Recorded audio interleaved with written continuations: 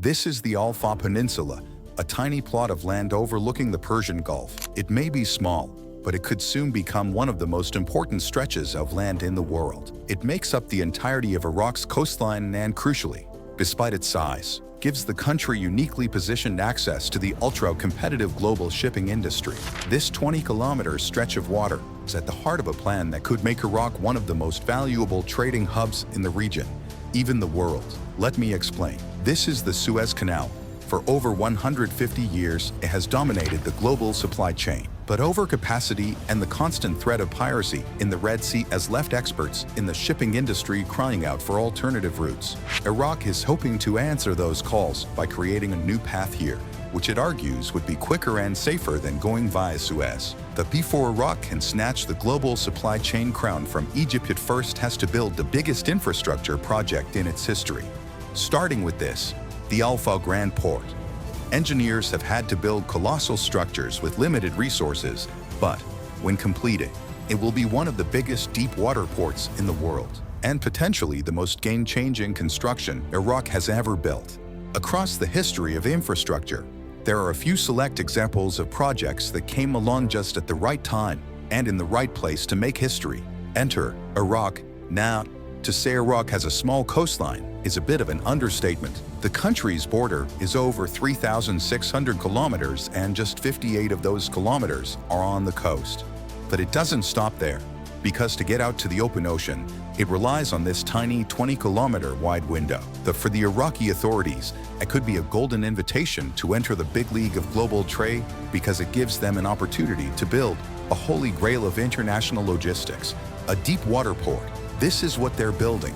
At the center of the port are two huge container terminals. These consist of an artificial island which will act as the container yard, while around the outside a wharf is being constructed allowing ships to dock. The first phase of construction for the wharf began in 2020, while the terminal islands were constructed from reclaimed land. The wharfs themselves are built over the water.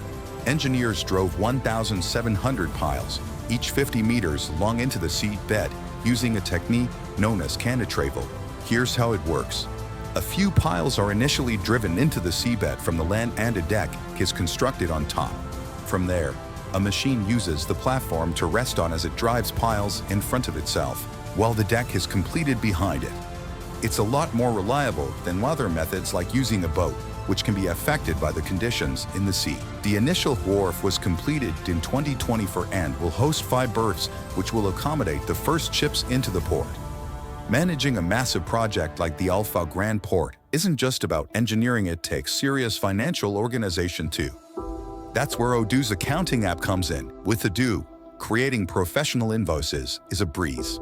You can generate an unlimited number of invoices instantly and keep tabs on payments with automated follow-ups for late payers. Recording transactions is equally straightforward, thanks to AI-powered features that recognize and input supplier invoice data, reducing manual entry and errors. Stay on top of your financial health with intuitive dashboards that provide a real-time overview of your finances, including customer invoices, supplier bills, and miscellaneous transactions. Detailed reports and financial statements are readily available, empowering you to make informed decisions swiftly. Odoo syncs with over 28,000 banks worldwide, allowing for real-time tracking and easy reconciliation of bank statements. This seamless integration ensures that your financial data is always up-to-date and accurate. Navigating local tax regulations can be daunting, but Odoo's accounting app is tailored to meet local compliance requirements, ensuring your financial operations adhere to applicable laws. Secure, centralized data storage means your information is protected and accessible whenever you need it. The best part? Odoo offers its first step free for life, including unlimited hosting and support. Streamline your financial management with Odoo and keep your business sailing smoothly. Now, before we get any further into this, it's worth pausing for a second to really get a sense of the scale of the vehicles and the quantities we're talking about here. This is the Colombo Express. It's an example of a Neo-Panamax ship, one of the largest categories of container ship on the seas. Imagine taking a Chrysler building, laying it on its side, and adding a propeller. That's roughly the size of one of these ships without anything in it. This, meanwhile, is a standard shipping container, known in the trade as a 2. It's the unit the entire modern logistics industry is based on and can hold anything from bananas to iPhones. A Neo-Panamax building can carry 15,000 of these things, laid out flat. That would cover half of the Vatican. Now, here's the thing. The ports built to house these gigantic vessels not only need to be big, but also incredibly strong. To enable enormous container ships to navigate the small channels of a port, most vessels are equipped with thrusters on their front and rear. The largest container ships can carry up to 120,000 tons. The CN Tower only weighs 117.0 tons, so the force they emit to nudge these vessels can be potentially devastating to any structure nearby. That's known in the jargon as port scour. Typically, this is countered by lining the side of structures, like wharfs, with rocks. But that presented a big problem for Alpha. Rocks are heavy, and the area around Alpha doesn't have enough quarries to meet demand. Because of the sheer scale of the port, importing the amount of rock needed was out of the question, so instead, they turned to an ingenious technology. This is a concrete mattress developed by ProSurf. It's an innovative solution to port scour, but it has its roots in a long-standing industry technique, formwork. This works by creating a mold out of a material like wood or metal, which concrete is poured into. Once the concrete is set, the formwork is removed, and the structure stays standing.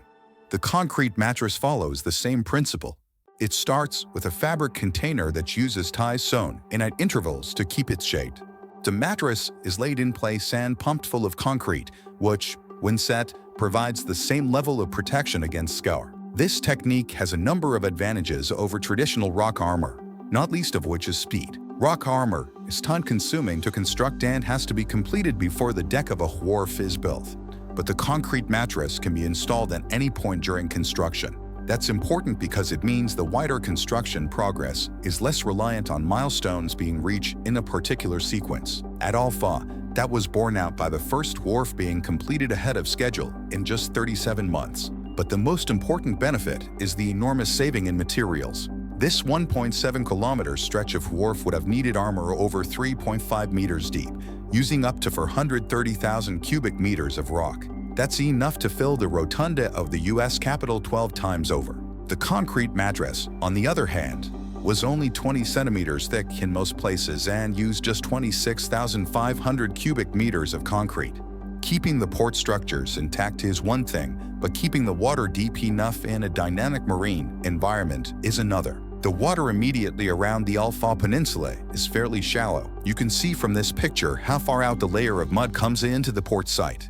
The water of the port is being dredged to a depth of 17 meters, including a turning basin here and a channel for 100 meters and 24 kilometers long, leading out to sea. That's a colossal amount of earth to be extracted. In total, 142 million cubic meters of earth will be dredged from the site, but the marine conditions would soon see that filled back in. Alpha lies in a delta where the Shatt al-Arab River meets the ocean. The daily flow of the tide pulls sediment from the Shatt al-Arab across a vast area. Added to that, occasional sandstorms in the nearby desert blow fine grains of sand out to sea, which in turn gets washed back up into the same area. To stop the dredge channels from simply filling up again, a massive structure was needed. So they built one. This is the world's longest breakwater. At 14.5 kilometers long, it's so huge it needs a secondary breakwater to protect the entrance of the port from waves. The breakwater faced the same issue as the wharf's a lack of rock, but instead of a next-generation product, the solution was just pure numbers. Over 100,000 Corloc units were put in place over 5 years, costing USD $591 million. While it might be huge, the size of this enormous structure emphasizes the extent of the sediments washing into the site from the nearby delta. Construction on this initial phase of the project is nearing completion, and the first ships are expected to dock at Alpha later this year. But work on the project will continue for many more years. As well as facilities to accommodate shipping containers, berths are being constructed to transport large, unpackaged goods known as dry bulk. Phase 2 will see the creation of industrial facilities such as a steel mill and oil refinery. And Phase 3 will see the nearby town of Alpha expanded with new housing, mosques, and a commercial center. It's not entirely clear when Alpha Port will be running at full capacity. Reports vary, and the general company for ports of Iraq didn't respond to our questions, but if true, the estimates are staggering. The port will open with just 5 berths capable of handling 3.5 million shipping containers. That's expected to more than double by the completion of the project. Now, in the global shipping league table, 7.5 million containers a year isn't that many. But when all the goods facilities are finished, Alfa will be able to process a massive 99 million tons of cargo annually, easily making it one of the biggest ports in the world. That's half of the reason Iraqi officials are hoping the port could herald the new era for the country and even change the balance of power in the region. This is the other half, the Iraq Development Road, a 2,000-kilometer USD $19.9 billion motorway and railway linking Alfa to Turkey in what's been nicknamed the Dry Canal. Design work on the road only finished in September last year, and the project is not expected to be completed until 2038. Still, when up and running with the port, it could shave a massive 11 days off journey times compared to the canal. That's a tantalizing prospect for shipping companies looking to avoid the Suez Canal, and their numbers are growing. The volume of shipping here has been hit hard by continued piracy in the Red Sea. Last year, revenue dropped by nearly half as ships chose to sail the huge detour around the Cape of Good Hope rather than run the gauntlet through the Horn of Africa. It also goes without saying that the chaos caused by the grounding of the Ever Given made the problems of relying on a single trade route acutely clear. Egypt's loss, so the thinking goes, will be Iraq's gain. It's hard to overstate how much cash and power come from controlling a part of the global shipping industry. Nearly 1 in 3 shipping containers sails through the Suez Canal. 2% of Egypt's entire GDP comes from operating this stretch of water. For Panama, which operates the world's other great shipping canal, that figure is over 5%. For Iraq, a country that has been devastated by decades of conflict, hosting such a vital link in the global supply chain could not only give it stability and wealth, but could even transform it into a regional power broker. But before we get ahead of ourselves, it's important to keep in mind that even by its most ambitious estimates, Iraq's Dry Canal is not expected to replace Suez entirely. Rail is faster, but is also more expensive than sea freight. It also can't compete with Suez in terms of capacity. Even in 2021, the year of the Ever Given grounding, the canal shipped a record 1.27 billion tons of cargo, way beyond anything Alfa is designed to accommodate. There's also the issue of security in Iraq itself. While the country's security has improved in recent years, pockets of Islamic State fighters remain active, as well as the Kurdistan Workers' Party, who have been known to attack pipelines between Iraq and Turkey. Infrastructure has the power to improve our lives in ways we often don't appreciate, but sometimes a well-planned and well-timed intervention has the ability to redraw the map of the world. Over the next 13 years, the tiny Alfa Peninsula will change beyond recognition. Whether or not it can transform an entire country remains to be seen.